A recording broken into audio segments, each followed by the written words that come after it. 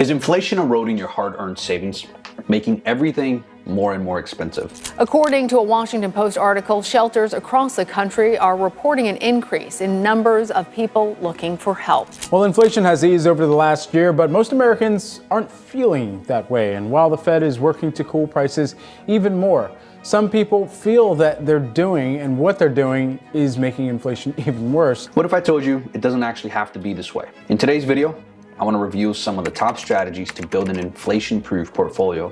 God knows we all need it, and that actually safeguards your wealth. Stick around and discover how you can stay ahead of inflation and secure your financial future.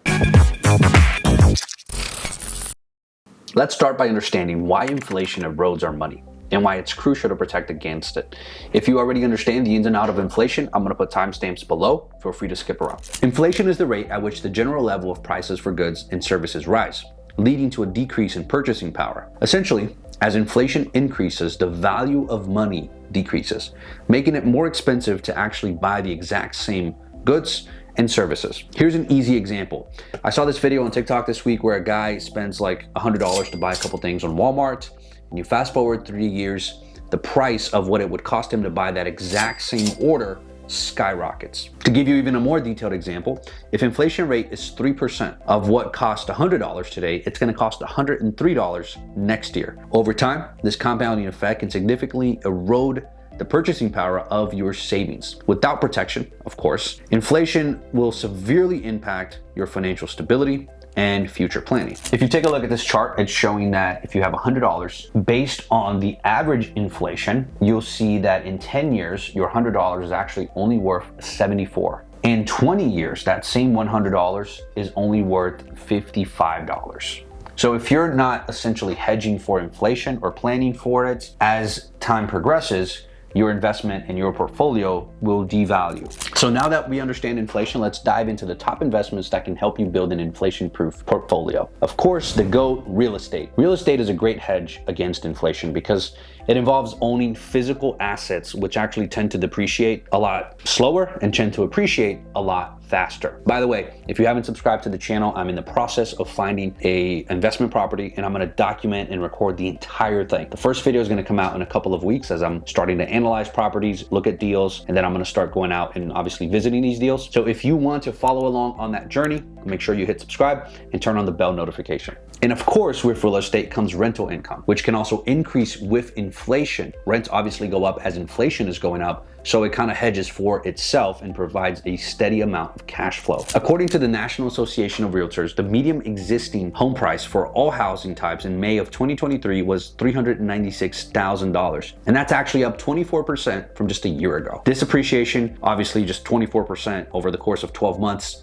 highly outpaces inflation, making real estate a solid investment. Keep in mind that real estate is actually a very difficult type of investment to add to your portfolio if you don't have a lot of capital and obviously some basic understanding. So one of the things that you can do is get started with fractional real estate investing. And I just published a video on my channel about that. If that's something you haven't heard of, hit pause on this video, go check that out, and then come back. Additionally, real estate offers the benefit of depreciation, which I talked about a little bit in the past, but it significantly reduces your taxable income and is obviously a great way for a good tax strategy. So some of the pros, like I mentioned, it's a tangible asset. It comes with rental income, which adjusts with inflation. It has appreciation potential, of course, and depreciation benefits for tax purposes. That's why real estate, in my opinion, is one of the best ones when it comes to building a inflation-proof portfolio. If we take a look at the history of real estate against high inflation period, you'll see that in the 70s, inflation was very high, averaging about 7%. But real estate appreciation, and just the appreciation, not any of the depreciation when it comes to tax savings or the rental income, but just the appreciation was at 9.4. So it definitely outpaced inflation by, almost 2.5%. In the 80s, where inflation was 5%, real estate appreciation was 6.5%. So it continued trending. In the 2000s, so we didn't have a lot of inflation, and the inflation rate was only 2.5%, but the real estate appreciation still continued to outperform moderately at 5%. And obviously in the 2020s, where we've seen a very high inflation, let's assume an average of 5.4%, real estate appreciation is at 8.3%. And here in the state of Florida, for instance, that actually is a lot higher. So the second thing that you can add to your portfolio, you likely already have this one, but I want to get into the granular on which specific stocks works for high inflation period. Obviously, companies with the strong purchasing power is another effective way to hedge against inflation. So when you're looking at stocks, you want to look at stocks that have a high cash balance that are not going to just go under. You don't want to be at another GameStop saga, but losing all of your money. By the way, one of my worst investments was Carvana. I bought a couple cars from Carvana. I love the company.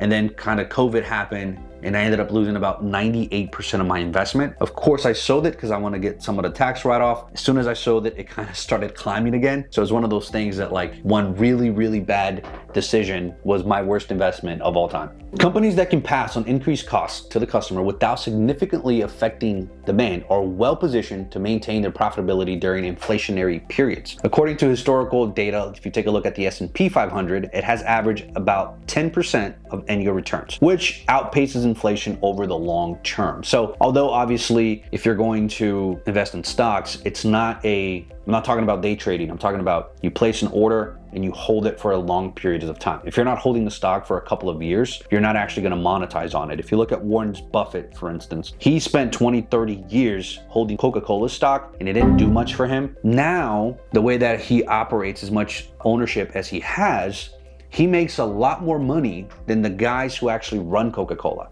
So just his like dividend income, we'll get that number up on screen because I don't know off the top of my head, but I know that his dividend income is a lot more than what the CEO is making. So here are some top sectors for inflation. Obviously, consumer staples, companies like P&G, Coca-Cola, it can actually raise prices with minimal impact on demand. And we notice that a lot of these companies are not only raising their prices, but they're actually lowering their bottle size and how much product they're actually putting out. So they up their prices and lowered the quantity on some of these stuff. The second one is energy. Companies like Exxon and Mobil benefit from rising energy prices and oil prices. So obviously when inflation is high, we can kind of see the gas prices going up. Well, stock prices tend to either maintain their cost or increase as they raise their prices. The third sector in stocks that tends to do well with inflation period is healthcare. Companies like Johnson & Johnson, obviously there's a continuous demand. People are going to continue to have babies and whatnot, continue needing to use shampoo. And again, they lower the quantities and increase the cost. It's pretty clear that essential goods people buy regardless of the economic condition, which gives these companies a strong pricing power.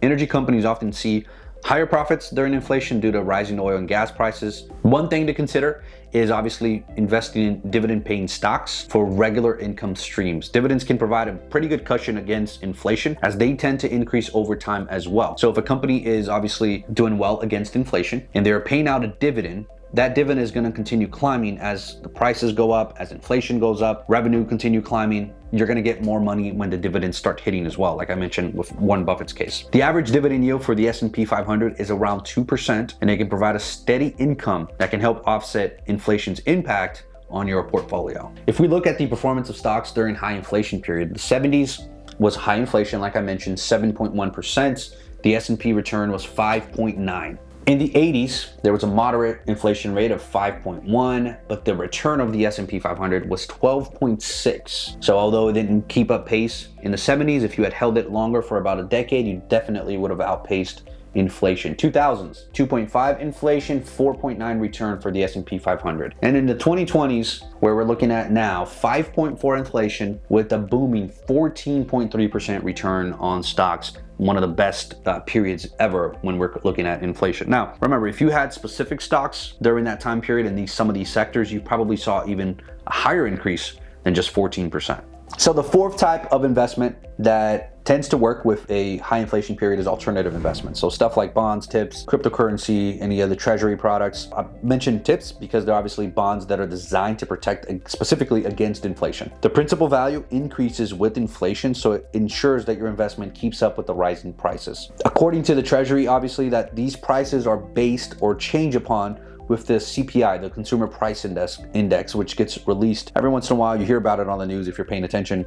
If not, I'm sure you actually still see something about it. But there's obviously a lot of pros and cons here. The pros is that it adjusts with inflation. It's a government-backed security, which automatically means there's very low risk. Some of the cons, obviously you're kind of tied into that investment for a period of time. And if inflation kind of shifts quickly, then you could essentially be upside down on that investment. So just something to keep in mind. The other one that I mentioned here in alternative investments is obviously cryptocurrency. While more volatile, cryptocurrencies like Bitcoins are often seen as digital gold because not only do they provide a hedge against inflation, but just like gold, there is a limited resource on how many of these Bitcoins were made. If you're not super familiar on Bitcoin, take a look at this video that I made. It explains cryptocurrencies from A to Z, and you can easily get well caught up. Bitcoin has shown significant appreciation in the past decade, where it went from less than $1 in 2010, and now I think it reached like $65,000, $67,000, if not more.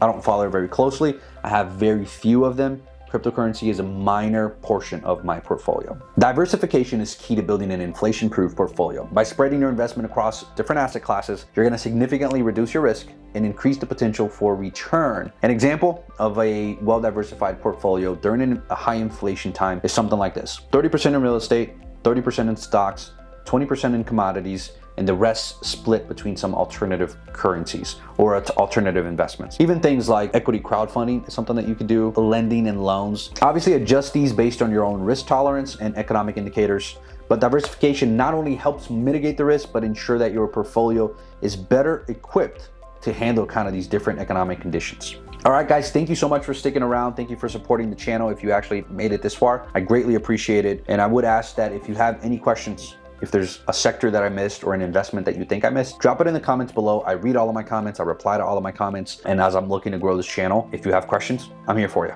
Have a great day. God bless you.